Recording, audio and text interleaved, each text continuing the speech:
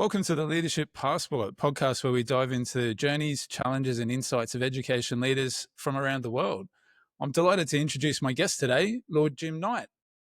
Jim is based in London and is the non-executive chair of a number of education boards: EACT Multi-Academy Trust, the Council of British International Schools, Century Tech, and STEM Learning Ltd.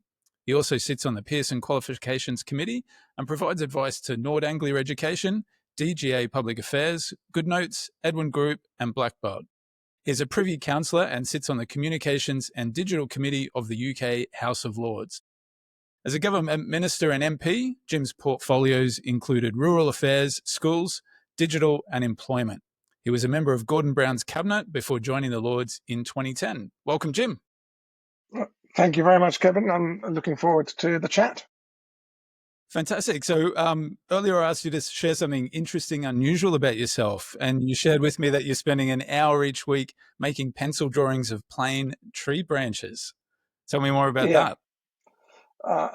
This is a bit of a surprise that's happened this year. I was approached by someone. I was actually doing a careers day at a local school, and a woman who has been teaching at the Royal Drawing School for a number of years said, I'd love to come and lead a drawing group in Parliament. So I facilitated that, set it up, and she's been bringing in a branch from local plane trees in the parliamentary estate every day, and we've been drawing those, and it was branches with buds on, pencil drawings, each week, each Monday at 4:00. And then, 3 weeks ago, 3 weeks ago, the buds suddenly had got leaves and seeds, and we've seen spring, and I've actually really enjoyed it, because what it's done is it's given me an appreciation of the spring, so in a way that I've never had before, because I've been focused in minute detail on these trees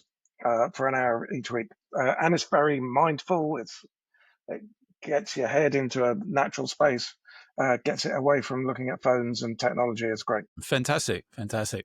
So look, a bit of an annoying question to start things off. So if your leadership style were a song or a movie, what would it be and why? Goodness me. If it were, I guess it would be, it's a leadership style that works hard to try and to build consensus, but whilst showing people a sense of direction. So it's probably a narrative-based sort of easy listening thing. Maybe it's going to be a Paul Simon and Garfunkel song, something like Homeward Bound, something that's very familiar and easy, but has a direction and tells a story, and that we'll want to join in on. Very good. So to talk a little bit about your leadership journey now, what inspired you to become a leader, particularly in the education sector? Well, I was the Minister for Rural Affairs in the Tony Blair government, when he rang me one day and said, I want you to be the Minister for Schools. And that began my leadership journey in education, simply being offered that opportunity by the Prime Minister and leaping at the chance. What's then, I suppose, more interesting to me is why I've stuck with education. Because I did go off and do employment for a year and then Gordon's cabinet, as you said earlier. But I've come back to education because it's not only is it the core thing that everyone who goes into it worries about and is motivated by, which is releasing the talents of young people and what a satisfying thing that is when it works. But it's also it's both an art and a science. There's no silver bullet. Everyone's different. It's a profoundly human endeavor between human teachers and human children and young people. And because of the differences between those two players, if you like, and different contexts, different things work in different ways for different people. And so we're always chasing after doing it better, and we always will be. We'll never, ever find the answer to everything in education, and that makes it perennially interesting. And if you think back across your leadership journey, has there been a defining moment across some of those things that you mentioned earlier or ongoing that's really stood out to you as a pivotal time? I think that a defining moment for me in thinking differently about education, cliched as it may be, was when I finally listened to Ken Robinson's TED talk about creativity. I'd been schools minister for 3 years before that happened, and so to some extent, I got to it too late. That opened the door for me of thinking about schooling and education as differently. What Ken said about, we end up educating people from the neck up, really struck a chord that we become so preoccupied by the head and we forget about the hand and the heart. And by forgetting about the hand and the heart, we're not as inclusive as we need to be. We're not as inclusive of every child and young person. We fail in the UK, where I am, certainly about a third of young people in the way that we run our school system. That's made me impatient for change. And so a lot of what I've been thinking and worrying about in the last 15 years in thinking about education has been how to affect the change that would make a much more inclusive, much more effective education system for every child.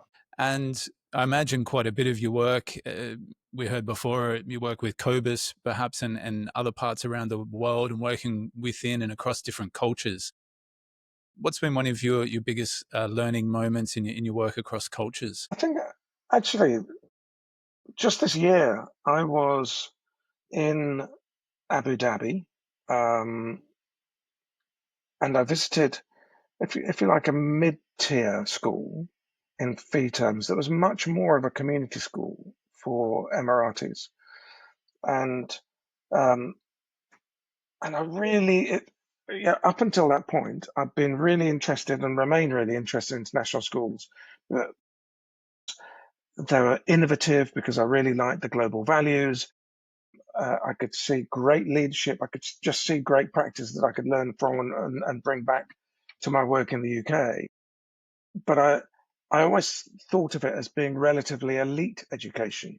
And to go into community school in Abu Dhabi, and subsequently I've been to a much more community-based school in Dubai that feel a lot more like community schools that are state-funded here in the UK. It was an aha moment that actually there's a lot more diversity in the sector than I'd given it credit for. Uh, and the range of people who are working in it are all motivated by the same things as teachers in state schools.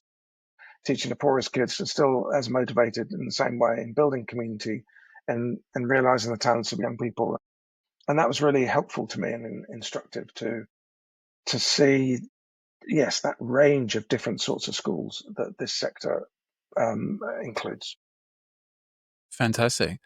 So if we talk for a moment about some of the realities of leadership and the day-to-day aspects of that, what's the toughest leadership challenge that you might have faced and how did you navigate it? I was thinking about this in preparation for this conversation.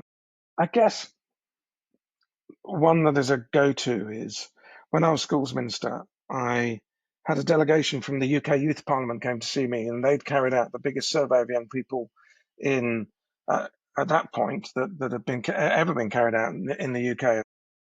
Around 25,000 young people had participated in a survey on relationship and sex education. Response was overwhelming that young people thought that sexual and relationship education was inadequate, that it was the cause of the high levels of teenage pregnancy, of high levels of sexually transmitted infections in young people, and that we needed to do a lot better.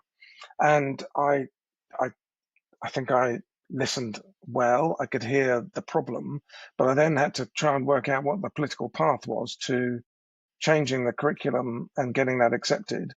In the end, what I chose to do was to put a task force together that I co-chaired with a further education college principal and a member of the youth parliament.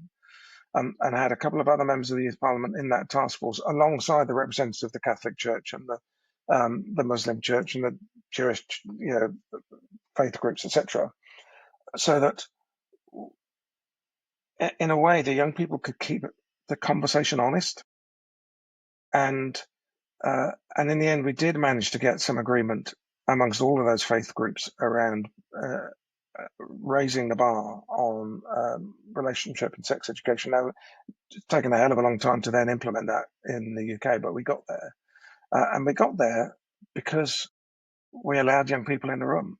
And I learned a lot from that. And I continue to learn a lot when I think about how instinctively we kind of patronize the voice of pupils.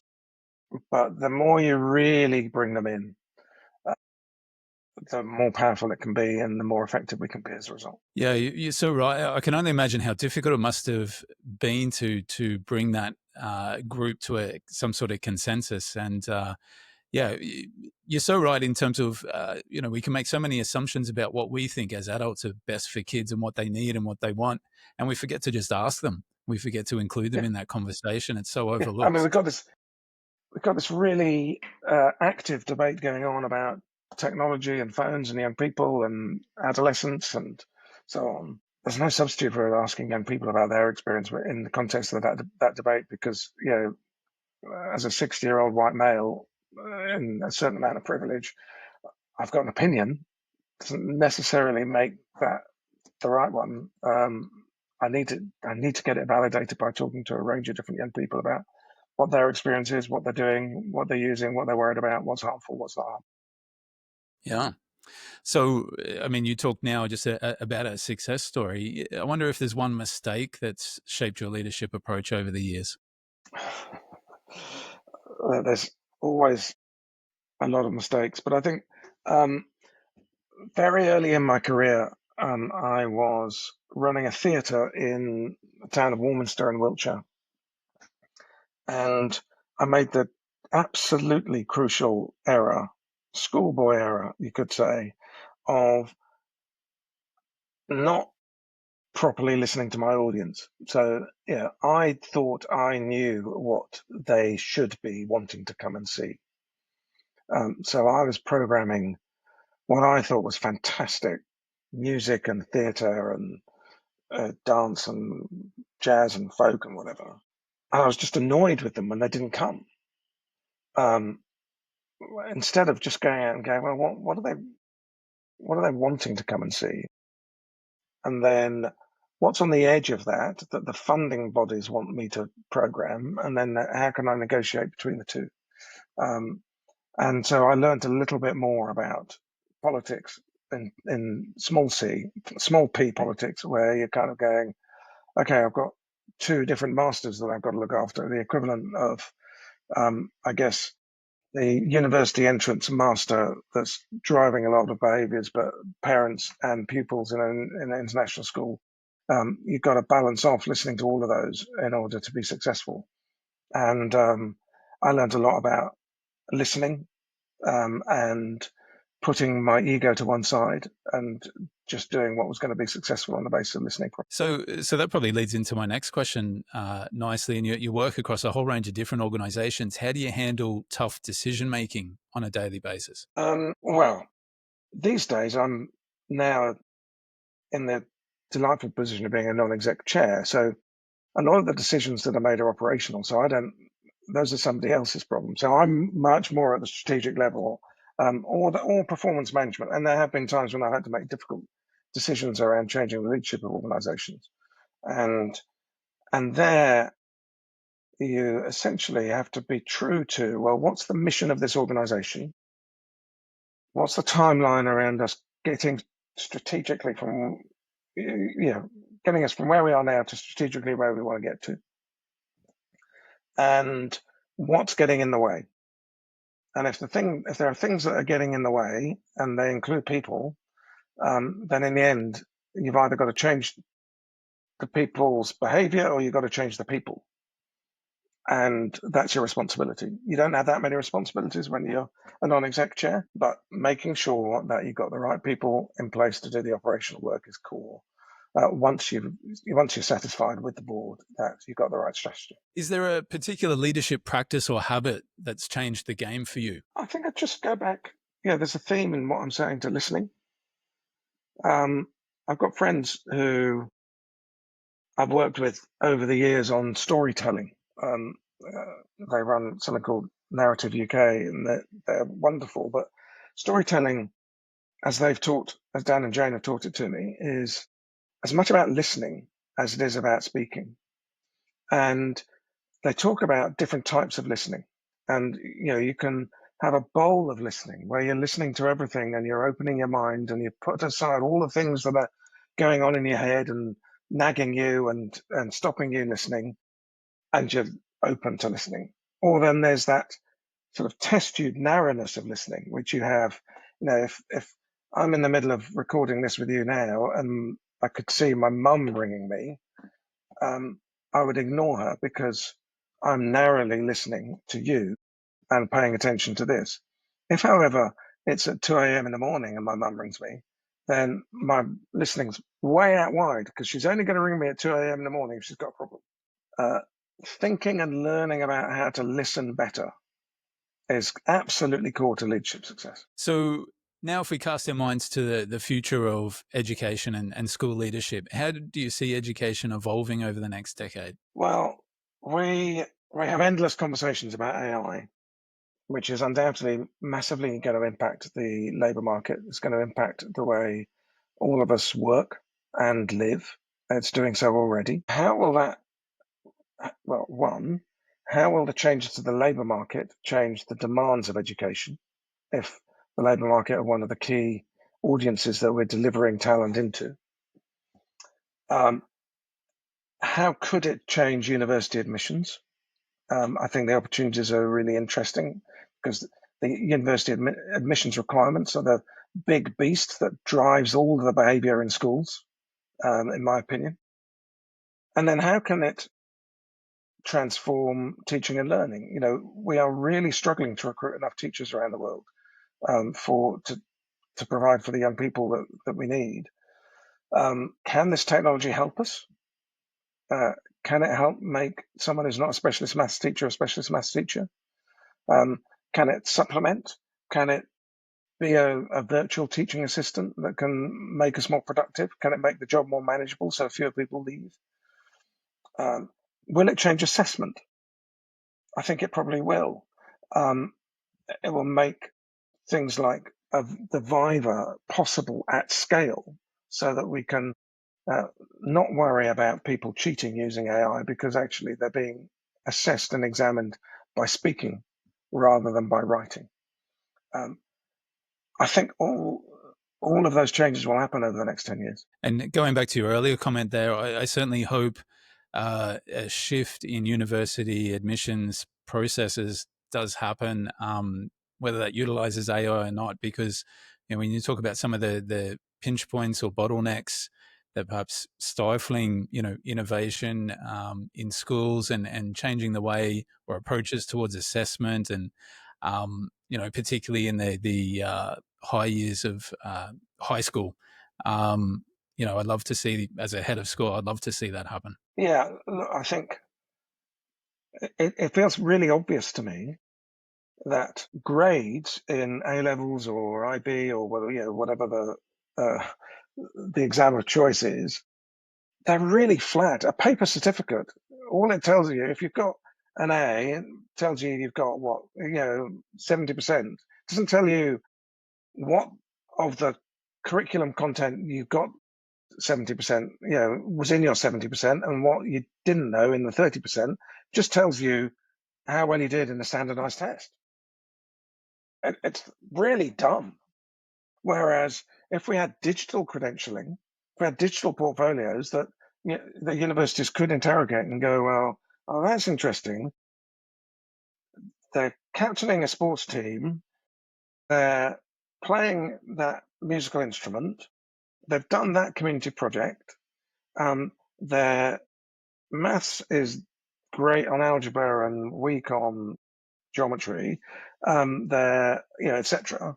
Then you can build a profile that's much more likely to predict the future success of that young person in university or in an apprenticeship or whatever their destination is. And ultimately, you could get to a position where everyone has the digital portfolio, that all of the things that you do in your life as a young person can be included in that portfolio, and they're all important. And so we then don't have the same level of academic snobbery about things, because different things will be valued in different ways, and that could be really exciting. One piece of advice you'd give to an aspiring school or education leader? I would say remain flexible. You've got there as a leader by learning how to play the game, but remember that education is an infinite game, not a finite game. So you've got to keep looking to change, looking at how to adapt things, looking at how your pupil body and your staff body are changing, and remain agile. Don't ever believe that you've cracked it. Great advice.